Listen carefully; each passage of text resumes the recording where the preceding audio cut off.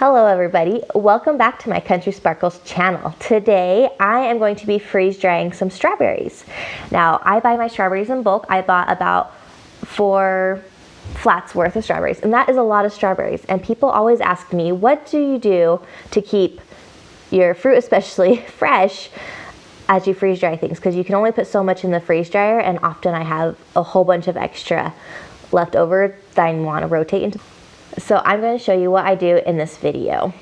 When I buy produce on sale especially, I buy it in bulk. I buy as much as I think my family can use and how much I want to store for either for the year or for long term.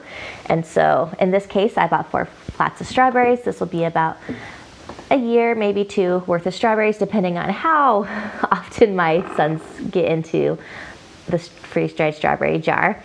So I can fit about maybe 1 flat, either 1/2 or 1 flat worth of strawberries into the freeze dryer at a time.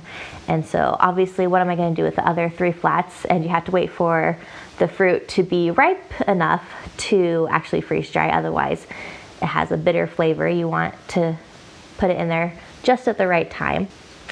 When you're preserving produce for the future, typically it's all pretty much ripe at the same time. Like, for instance, my garden right now, it's nice and ready. I'm going through a whole bunch of produce there. I just got strawberries from the store because my strawberry supply was pretty short this year, so I needed to resupply with store strawberries. And so I bought a whole bunch, and now it's all ready at the same time. But I can only freeze dry so much at a time. That's where my other freezers come in handy. So freeze drying, like in its name, it first freezes the food and then it dries it, right? So you can pre-freeze the food in your freezers before it even goes into the freeze dryer. So what I'm gonna do is, I've got my strawberries here, and I pre-freeze my food on things like this.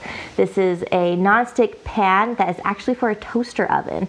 We just got it off of Amazon, and then once it's frozen on these, we can pop it out, and they're the perfect size to fit into one of my freeze drying trays. So that is how I pre-freeze my food into the freezer. These ones I'm going to line with freezer paper also to keep them from sticking to the bottom, and it's just easier to pull it off, and then I just put on my counter and the freezer paper just peels right off of it. I don't freeze dry it with the paper on. I make sure I take the freezer paper off before I put it in the freeze dryer.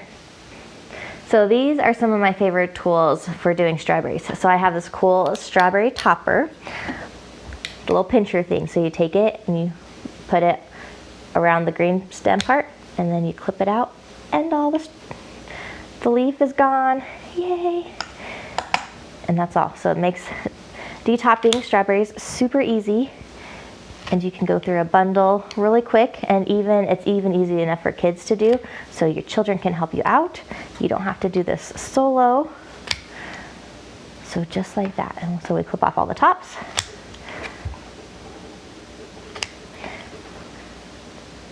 Some nice strawberries are definitely softer than other strawberries. I'm making sure to watch for any bad spots or anything, or bad strawberries that I don't want to use as I'm going through this, because I don't want to put produce that's going bad into my long-term food storage especially. So I want to make sure everything is just the perfect amount of ripeness. I don't want any leaves in there. Leaves won't hurt you, but don't want any of those in to sneak up on me either. This one has a bruised spot that I didn't like, so I'm going to take that off with my pinchers too. Multi-use tool. You can use it for all kinds of things. They're really easy, and it doesn't wear your hand out like maybe using a knife would. My second favorite thing for processing strawberries is an egg slicer. Oh man, I love this thing. So just like you do eggs, you put the strawberry in there, and you press it down, and it slices it up just like that. And then I grab them. That strawberry was a little bit softer, so they did not come out as solid. It's gonna be better to see that how it slices it up, just like that. I like to make thinner slices of strawberries and things like that because they are higher in water content, and so you really want to make sure in the freeze dryer that the middles get dried out really well. So I'm just going to slice these up just like this.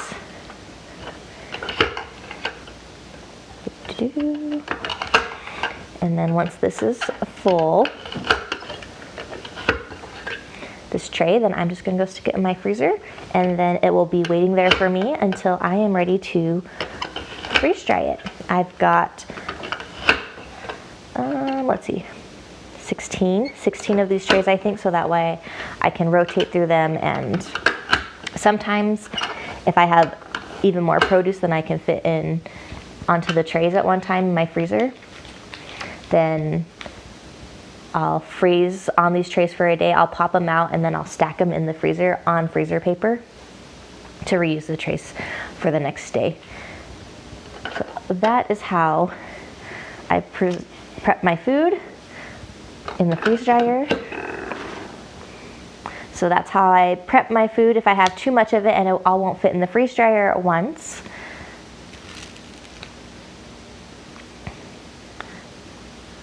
Just like this. Get this tray nice and full so I can put it in the freezer. And then just like that. I'll add a couple more strawberries and then I'll freeze it and I'll show you what it looks like after frozen. I'll be right back. Here is what they look like all frozen from the freezer. They're nice and cold. So all I do is I took them out of the freezer and I'll just twist them just like an ice cube tray to pop them out. Just like that. Oh, this one even came off of the freezer paper. And then I like to put the flat side down onto my freeze drying mats. The same bottom that was on here, I put down here because then it's intact with the tray, and I feel like it, when the tray heats up to evaporate the moisture out of it, that it has better contact and so it does a better job. Whereas if I flip it over this way and put it in, it doesn't have full contact with the bottom, and so I don't feel like it gets the moisture out quite as well, and it takes a lot longer. So I put it face down just like that. These ones I can stack in here this way. These are large trays. In my medium trays, these fit perfectly. Oh, they're stuck on this one. There we go. So they fit perfectly this way into my freezer trays. But just check the dimensions of your freeze drying trays compared to the toaster oven trays and see which ones would fit best, at least probably two per freeze drying tray. And that's how we bought our toaster oven trays to pre-freeze food. So that's what I do, and then I'll just stick it in the freeze dryer just like this, and it will freeze dry and be magnificent. That is how I pre-freeze my bulk orders of food to go into the freeze dryer. I hope you guys found this video helpful for all your future freeze drying needs. If you like this video, give it a thumbs up below and subscribe so next time you can join us. Thanks you guys. Bye.